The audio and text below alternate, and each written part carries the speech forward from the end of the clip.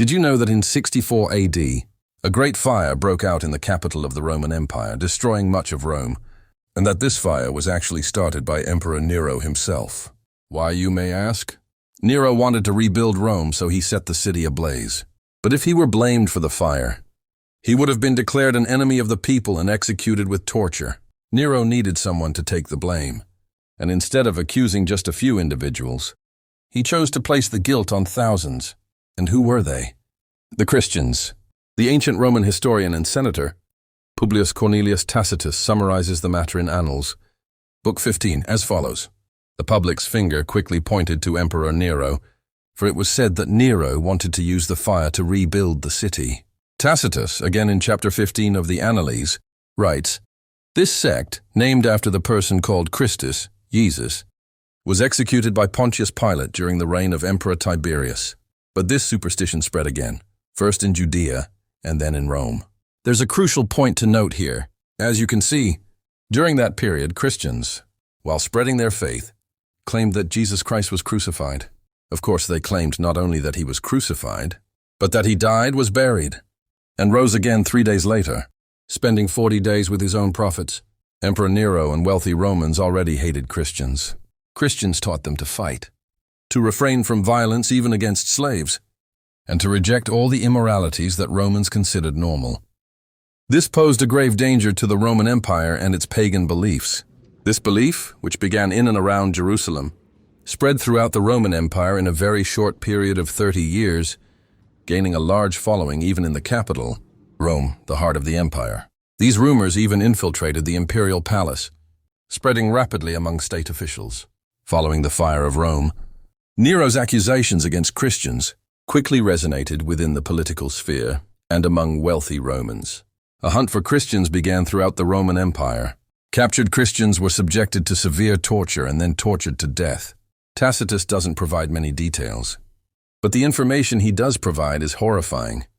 Some were wrapped in animal skins and torn apart by dogs. Some were crucified, and some burned to light up the nights of Rome. Innocent people were covered in bloody animal skins and torn apart by the dogs in arenas, filled with wild dogs, amidst the cries of the crowd. Some were flogged completely naked, as was done to the most vile criminals of the time. Their bodies were covered in wounds.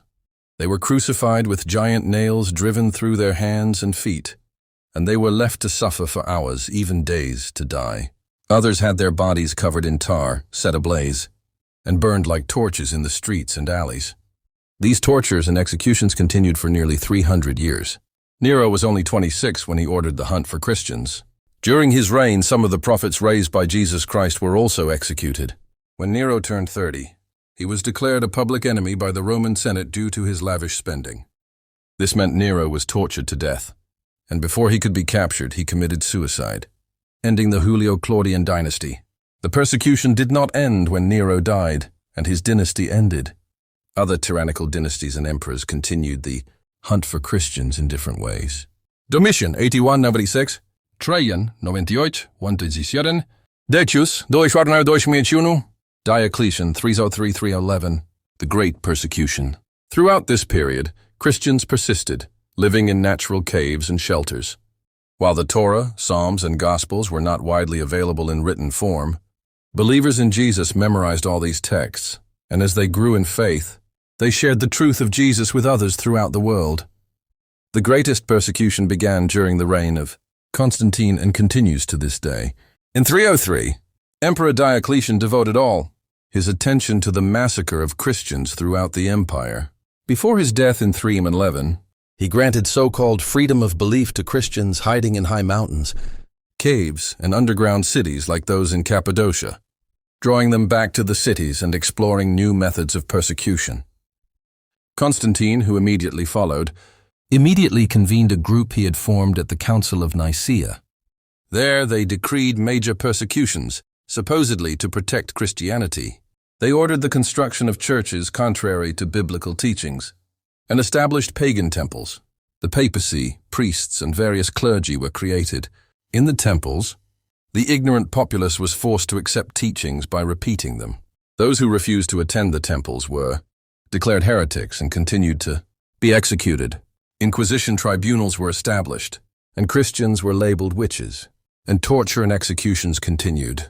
The names of idols in pagan polytheistic religions were replaced with those of Jesus, Mary, and St. Peter, and people were taught to kneel in prayer, light candles, and make offerings to the idols in temples. Throughout Christian history, pagan temples were built in places where dramatic events had occurred, and where people fled persecution. Nearly every location, whether it was where Jesus was crucified, where he was born, where the prophets were executed, or where they lived, was occupied. Yet for these Christians, these sites hold no spiritual or symbolic value. Jesus commanded everyone to worship in spirit and truth, to pray privately, not in congregation, and to open their hearts to God in prayer. He said that prayers made sincerely, not visually, would be answered by God. So, where do you think the true Christians are hiding now? We hope this answers the question of who burned Rome and why, and who was sacrificed and how. Like our video, subscribe to our channel, and share your thoughts by commenting on the videos. Don't forget to share our videos so they can reach more people. Thank you and best wishes.